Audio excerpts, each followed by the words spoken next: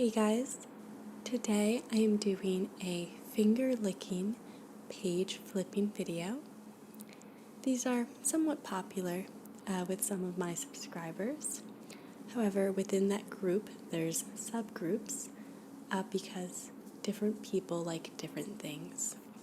So some people prefer more of a silent finger licking and page flipping with no talking and just the sounds of the pages. Some people prefer a little bit of a chit chat. They find it more personable if I'm just kind of talking a bit as I go through it.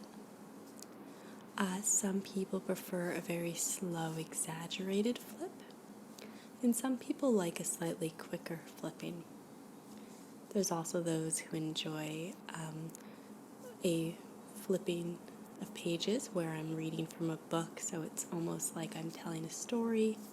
Well, I'm reading a story, I guess is more accurate. Some people prefer whisper, some like soft spoken, and on top of that, some people like the angle where they can see my face and it's not cut off. For some people, they find that disconcerting. Others like a lower angle where you kind of just see from here. You don't really need to see my face. They like to see the actual pages. So, with this video, I want to try to satisfy everyone's needs.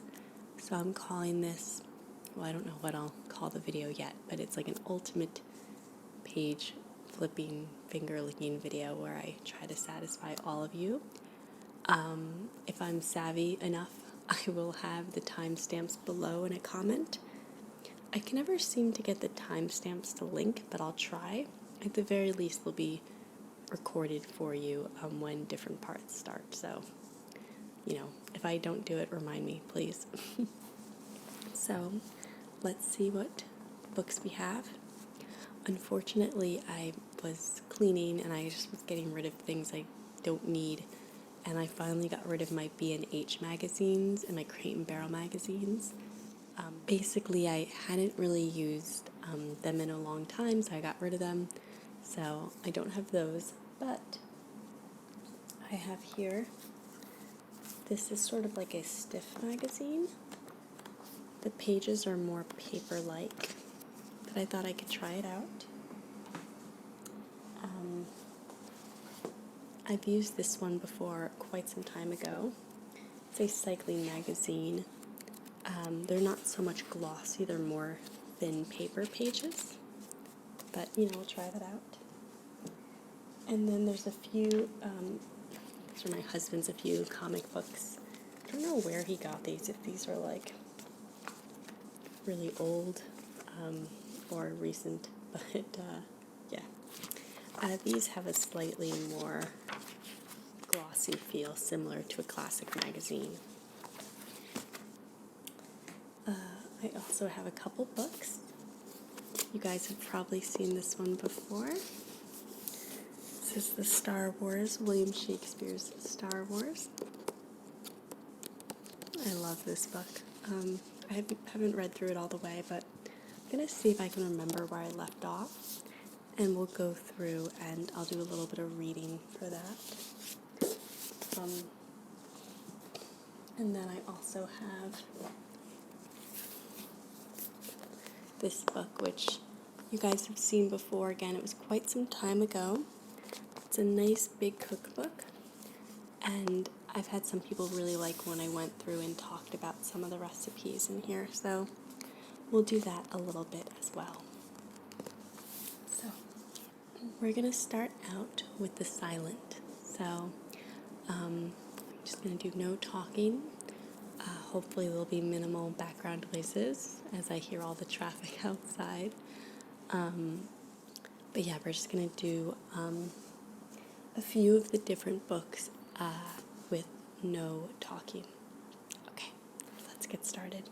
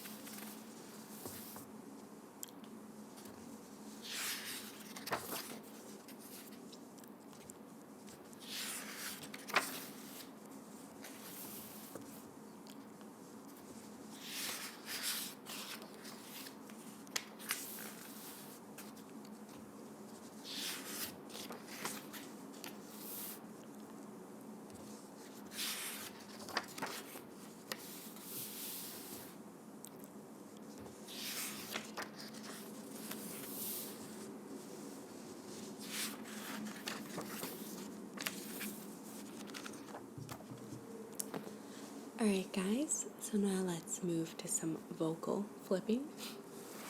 So let's flip through this one again, but we'll chat a bit as well.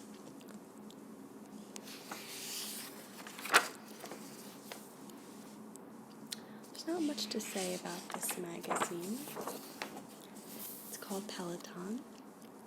It's a cycling magazine. It's pretty cool. I like it because it has an article about Nairo Quintana, who is my favorite cyclist, pro cyclist, winning the Vuelta last year in 2016. He's had a really rough season this year. I would get into more details about it, but sorry, there's I think a car just went by playing bassy music. Hopefully it didn't pick up on the mic. Wouldn't be surprised if it was my neighbors, but we'll see. Anyway, I would talk more about it, but I've yet to meet never met any of my subscribers, but I've yet to have anyone comment that knows or is a fan of pro cycling, so I won't bore you guys talking about it. I do like cycling, I miss it. I think I might have to change my pedals to platform pedals. I have clip-ins, but with my toe still healing, which by the way, don't need surgery, but this video won't come out until much later, so I may have already talked about that in an earlier video. But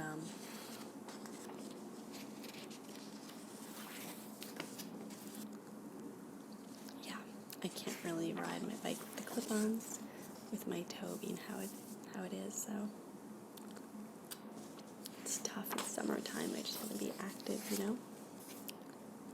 Although when you guys see this video, will it still be summer? I don't know. It's funny how these are my original popular videos. Back when I had 3,000 subscribers. Not even, maybe around that amount. The videos that always got the most views were these. There are other YouTubers that make videos like these, but I guess at the time there wasn't that many. I don't even know how it all began, if it was a request or what, but thus began these videos.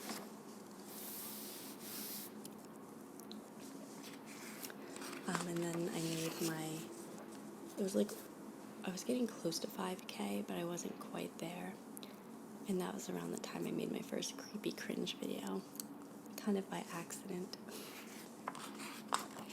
Yeah.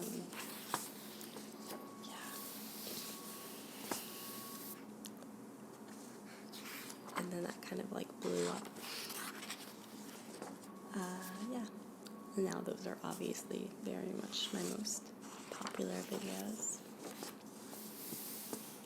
I kind of noticed though that my channel's kind of flatlined. I had a lot of growth from 5K to 7 or 8K. But now it's been sort of slowly, maybe it'll be different when this is uploaded. Maybe I'll have another burst, but it's been slowly, not declining, but it's just,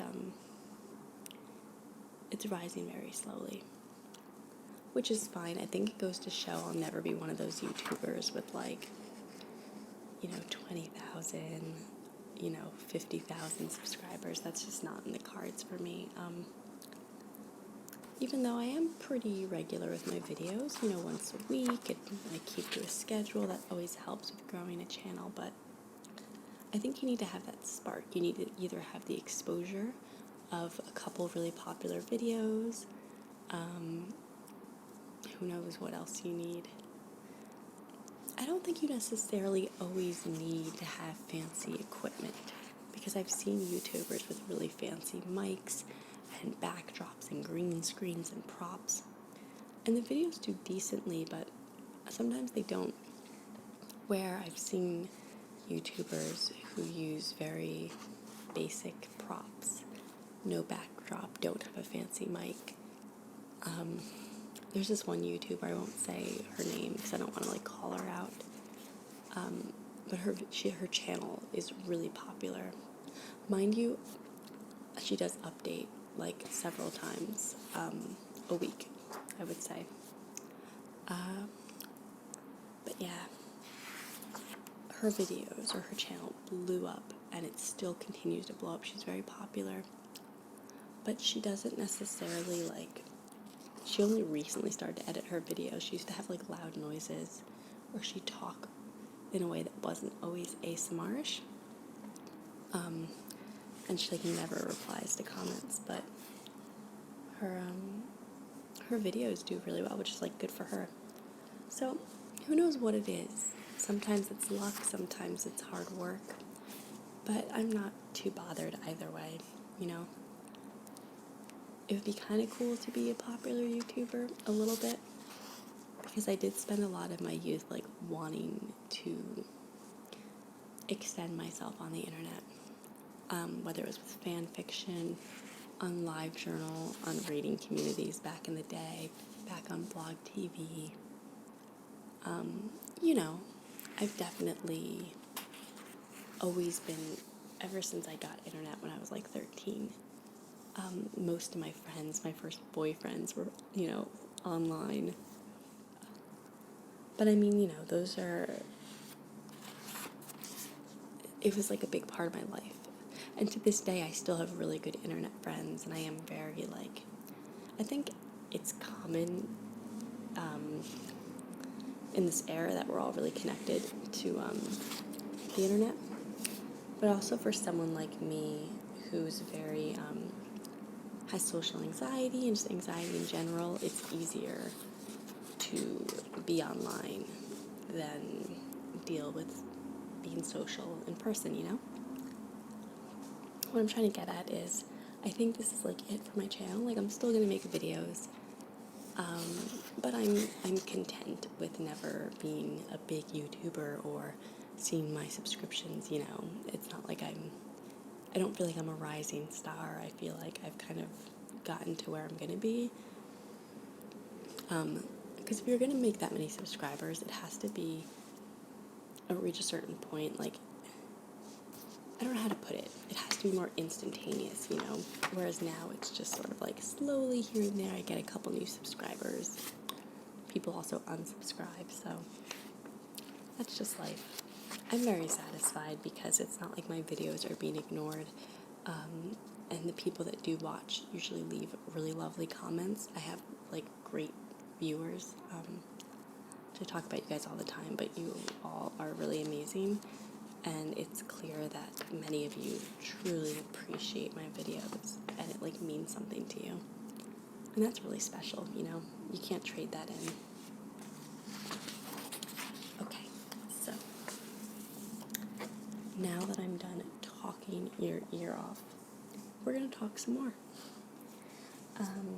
Okay, I think we're gonna do the cookbook, and then I'm going to do the Star Wars book. So this cookbook was a birthday gift or Christmas gift. It's a birthday gift from my husband from a few years back. We've only eaten at this restaurant twice. It's in Philly. We've only been to Philly twice. But it's a really good restaurant. The portions are super tiny. It's a little pricey, but the flavors are fantastic. So when I saw they had a cookbook, I was like, oh, I want a cookbook, because I usually just follow food blogs online. But I will admit, the cookbook's kind of disappointing, because I didn't realize how much they use, just like oil and vegan mayo and vegan butter. So it's still innovative, but it's also like really calorically dense in a bad way, if that makes sense. Like, they're not very as healthy, or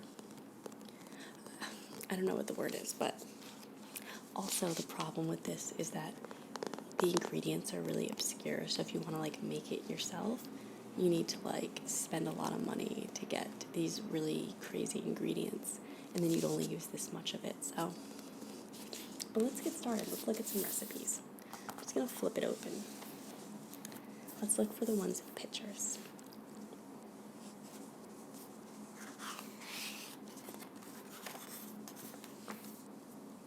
Here's one. And this is Napa cabbage and funky kimchi stew. I should talk more into the mic. I'm going to bring it closer. Okay, I'm going to try to talk more into the mic. So this looks good. Let's see. I do love kimchi a lot. This calls for sesame oil, onion, garlic, Napa cabbage, vegetable stock, 2 cups of vegan kimchi, tamari, gochujang, sugar, and scallions, and daikon radish. It's optional. I could actually make this. I don't know why I never noticed this dish before. It's basically like, well, as it says, kimchi stew. Let's see what else we have.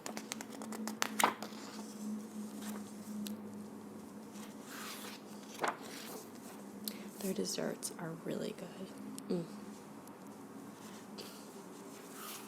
I'm getting hungry now. It's almost lunchtime.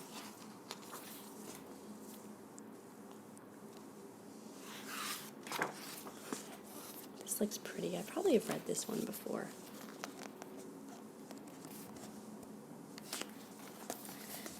And this is broccoli rabe Philly style.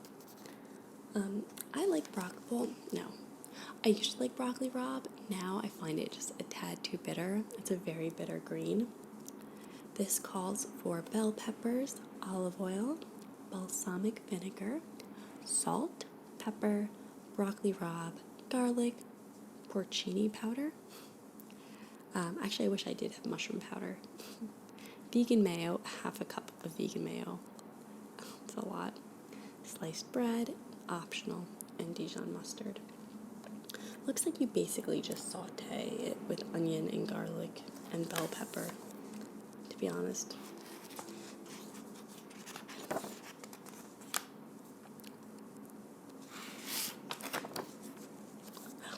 This I've made. You can always tell when I've made a recipe because the pages are slightly like oily or dirty, or they have a different texture because I have it open in the kitchen. I'm spilling everything. This is turnips with falafel crumbs and creamy sesame. The falafel crumbs turned out good. I remember that. Forrest and I made this after we got married. We had, I think it was, because we had 2 weddings. We had the family thing upstate at my mom's where we had family and it felt a little more traditional. And then there was our actual wedding day where we went to the courthouse, signed our papers, went out to eat with like 8 people who came to the courthouse, our bridal party. And then my restaurant, I just went there, used the 2nd floor, and we just kind of like, I had like 30 friends just hanging out and drinking. It was so perfect. So our immediate honeymoon after that day, we thought instead of going out to eat, let's buy fancy ingredients and cook from this cookbook. It turned out so bad. Yeah, this one turned out okay though. But I think we bought this new brand of mayo where it's separated and everything was just like oily mush.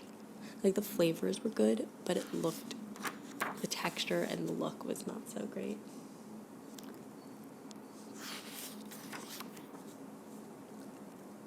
This is pretty looking. Watermelon, radish, carpaccio with fava beans and tarragon. Speaking of cookbooks and ASMR videos, one of my favorite, I have like a playlist somewhere, it's probably private, but it's like my favorite ASMR videos. And a lot of them, there's a couple new ones, they're usually older ones. This isn't too old, it's probably from a couple years ago. But ASMR Requests, Allie, who is up there with Gentle Whispering, and Heather Feather with one of like the top well-known ASMR artists. she has this video. It was like when she did a holiday videos where it was like a bunch of days, which I kind of want to do something like that this holiday season. I want to do like every day for like a week. Like I think it was 12 days of Christmas and it was like 12 gifts. I think she did that last year too, but anyway. One of her videos was you have a guest coming over and she helps you go through a cookbook and plan out a meal. And then she also has like the tools. She's like, you can borrow my spoon and my flour. It's so tingly to me. The cookbook, the writing, the cooking tools. Let me know if you guys would be interested, because I wouldn't want to copy her. I'd give her full credit for the idea and I'd link her, but I would love to do a video like that or try to mimic that, and I could use this cookbook because that video to me was like, I love it so much.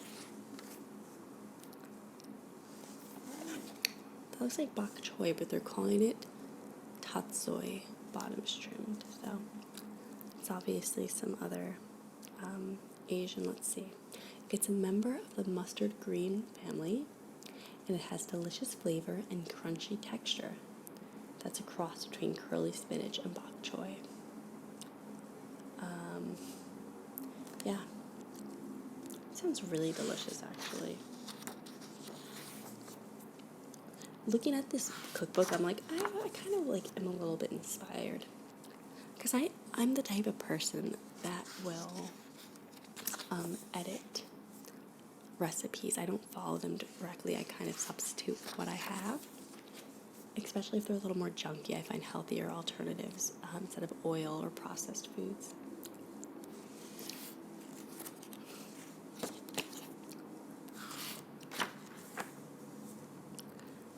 These hearts of palm cakes on curried lentils. We made this too. Again, the flavor was good, but the texture was so bad. It was so bad. And the visual aesthetic, not great. Yeah, I think I might go through this cookbook in the next day or two and plan some meals. I have a mukbang that you should have already seen before you see this video, where I talk about how I like plan my meals for the week. So now look how dirty this page is. You see? That's because this is the meal I make the most, and they're portobello frites, and it's really good. I do portobello mushrooms pan-seared in a red wine sauce with crispy baked fries on the side. So good. I love mushrooms. My husband doesn't, so I sneak them in when I can, but it's tricky. Alright. I think we're good on this. I'm getting so hungry. I need to put this away, finish up this video, and eat lunch. I'm having a Korean stew over sticky rice. It's got seaweed and tofu and mushrooms, stuck in some mushrooms. What else does it have in it? I think onion, garlic maybe, a little gochujang, Korean chili paste, fermented chili paste. I cannot wait. Oh, and scallions, green scallions. I'm excited to dig into that. So, I'm going to mix it up now, and I'm going to whisper. So I'm going to get real close to the mic. I'm going to adjust my positioning and then pick up where I left off from the last time, which was like months ago. So I'll be right back. Okay, so I'm now switching to a whisper as opposed to soft speaking, and I hope it sounds okay. I believe we were on Act 2. Scene 1. Inside the Lars homestead. Enter C3PO. C3PO. Alas, my R2D2, he hath flown, and all the while he peepeth on and on, about his duty in the rebellion's cause. Oh, with what strength shall I be punished when Artu's treachery discovered is? So shall I hide myself behind this ship, in hopes I'll not be found by Master Luke. C-3PO hides. Enter Luke Skywalker. Luke. C-3PO, I say, what doubt'st thou there? At what game playest thou, O jolly droid? C-3PO emerges. I prithee, sir, be thou not cross with me. 'Twas through no fault of mine, in truth I swear. Pray, let me not deactivated be. I asked him and urged him not to go. With sighs and words aplenty plied I him. With many earnest pleadings made my cause. And yet he was to me as one made deaf. His metal ears as to word did seem to plug, as though no word of mine could penetrate and break upon his sense of hearing. Oh, I fear a cursed malfunction doth befall my dear treasured art unit. Luke, nay. C-3PO, aye, verily, his mission is supreme, so saith he. He will not be hindered be, nor from his wayward stubborn purpose veer. Chorus. Now with these words young Luke doth quickly run beyond the shuttered doors with failing hope, and stepping out beneath the setting sun, he scans the vast horizon with his scope. C-3PO, sir, ever hath that art unit been a problem that hath vexed me through and through? Astronomic droids have ever puzzled me. Their minds have tempers mighty to behold, though all contained in flames of modest size. Luke, fie, how have I so easily been tricked? This Artu hath performed his greatest feat, to vanish scoped wheels into the air. Hope lasted high and fie, and fight goes too. C-3PO aside. Now he is angered. Peace, my master, peace. To Luke. Good Luke.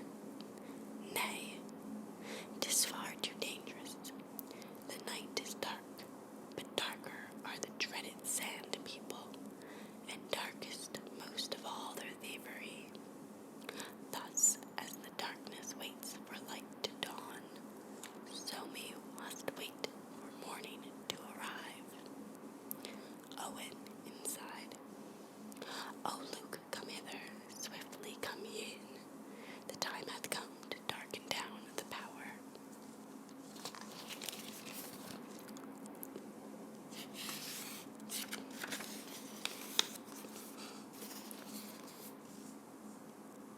Luke, anon, good uncle, thy good word I'll heed. To C-3PO. Oh, I shall taste the whips and scorns of my dear uncle's anger. So shall that small droid, though yet far gone, wreak havoc on my soul. C-3PO. Aye, sir, 'tis true. Although the droid is skilled at laboring in service, most doth he excel at wearying the hearts of men. Luke and C-3PO withdraw for the night. Chorus. And so a restless night doth pass within, while Luke doth ponder future punishment, and longs for his lost droid search to begin. C-3PO doth fear his banishment. At early morn with eager wills they rise, a shared endeavor binding them anew. The vast landscaper o'er the desert flies. They go to find the errant droid R2. Alright guys, I'm gonna stop it there so that we have time for other positions.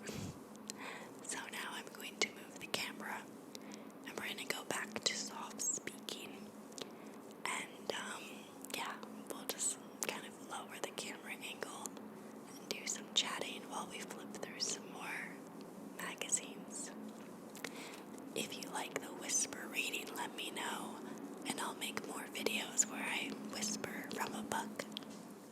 Alright, so now we're going to try the lower angle with talking. So, where to begin? Let's start with a glossy magazine. Well, this is a comic book, not a magazine. But this is Captain America Thor, The Mighty Fighting Avengers. So let's go through.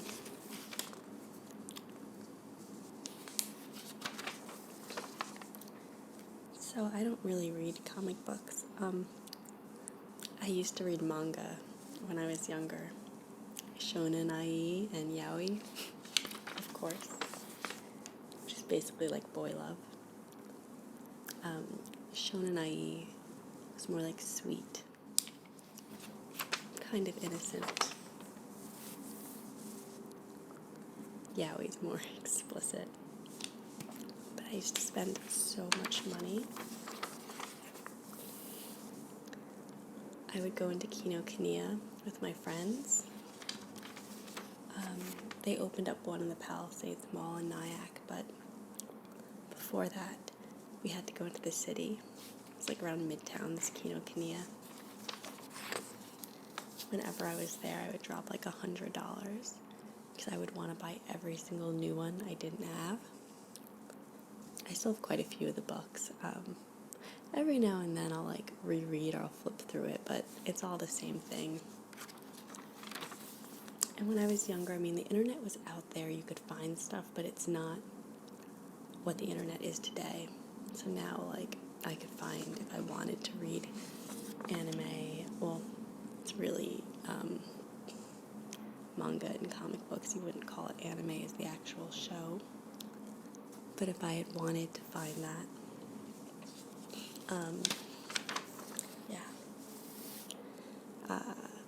I can find it online now, you know? But anyway, I'd go in and they'd be like $10, $10 to $12 a piece. So, yeah, I spent a lot of money in my youth. It's really the only thing I really spent money on.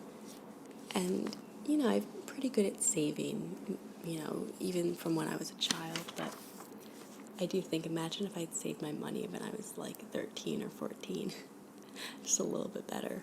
I'd have a few, who knows, like I'd probably have an extra $1,000 in my bank account for all the money I spent over the years when I was younger. By the time I got to college, I was kind of like, I still loved boy love stuff, but I wasn't really watching anime or buying as much manga. Yeah, I sold a lot of it, but like at such a loss.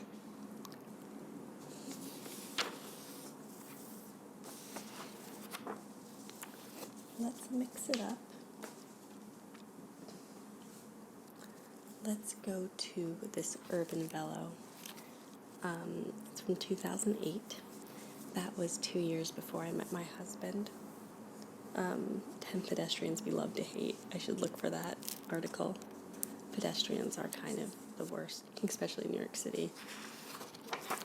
Word to the wise, if you live in a city or an urban area with bike lanes, first of all, I don't understand why people think if they stand in the street, they're going to cross the road like this much quicker. Just wait on the sidewalk. But on top of that, especially if you see there's a bike lane and you're waiting for the light to change, don't stand in the bike lane. It's so obnoxious.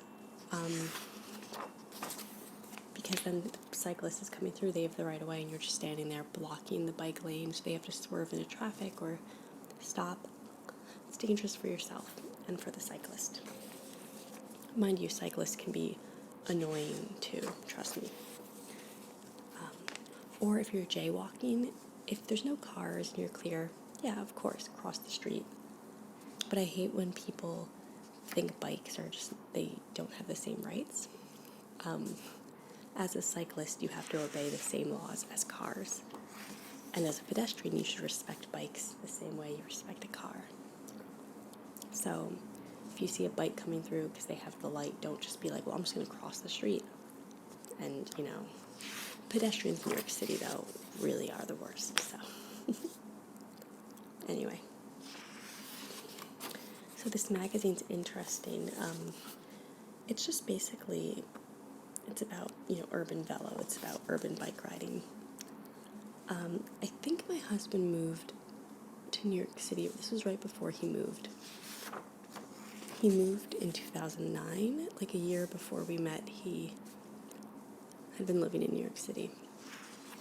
But, he's been into cycling since a fairly young age, and he was part of groups in Phoenix, Arizona, which is where he's from. But long story short, it's kind of funny because my ex-boyfriend's in this magazine. I don't like most of my exes, but this one, he's like in my top 3, exes that are kind of the worst. Oh, here he is. I won't say his name. I won't show his picture either. Just looking at this picture, I'm like, oh, he's literally one of the worst people ever. Let's see what he has to say. Where do you live and what's it like riding in your city? I'll answer this. Albany, New York. Riding in this city is fun. A lot of people ride bikes, so it's generally received well.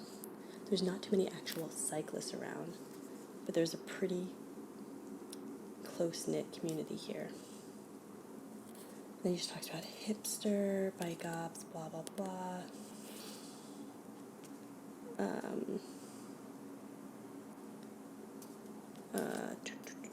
Why do you love riding in the city? It's cheaper, way faster. Anyway, he's literally the worst. But I thought it was funny because when I started dating Forrest, my husband, he was like, oh, I'm in this magazine, and we're flipping through it. And I mentioned to him, because when I was dating this guy, we dated for like, I don't know, a bit over 6, not even that long, but for me it was a long relationship. I think it was like 7 or 8 months, maybe 9 months, I don't know. It was over 6 months we dated when he was a freshman in college and I was a sophomore. I was a year older. I have a story time on my personal channel about him. But anyway, and I asked him if I said, my ex's name because I knew that he was like into bikes. I was never really into bikes when I was dating him. It wasn't until I started dating Forrest that I got really into cycling, watching and being a cyclist myself. But he's like, no, I haven't heard of this guy. But then we went to the magazine. I mean, this magazine, it's like all across the country interviewing, cyclists or people that are in the bike community. But I remember my ex being in like the community, sort of like he was into bikes. He was like kind of on the verge of becoming a hipster when I started dating him. That's a story for another day. He's literally the worst.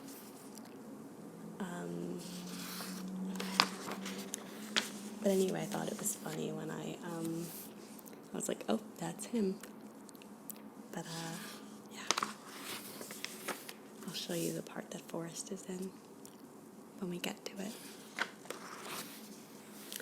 Here it is. It says, fix shit up. Bike 2008. There's my husband right there. Aw, look how cute he's a little baby. He actually still looks kind of like that. He has that same shirt. I don't think the hat, but he has that same shirt. He still wears it. Such a cutie. Let's see. Now in its 5th year, the annual Bike Conference of Community was held in San Francisco with an after party in Santa Cruz. They actually talk about him now. Does he have like a little interview? Let's see. What is it? Actually, I feel like he just has like a big picture of himself working on a bike, but I don't know if there's an article. Oh, there's another picture of him. That's him right there. Yeah. I don't see any kind of article, but that's cool. He's got a bigger picture, a bigger spread. Alright, so that's enough of this book, or this magazine rather. I guess that's good on this angle, right? What do you think? So I'm just gonna wrap up the video then. Thank you guys for watching.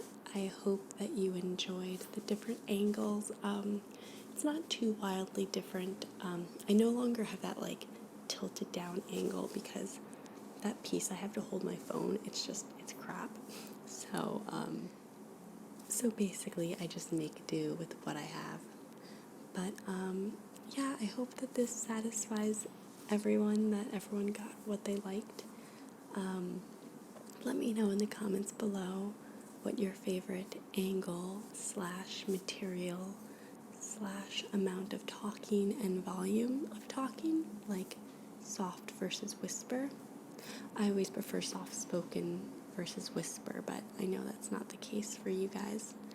Yeah, so thanks for watching, and I'll see you all soon.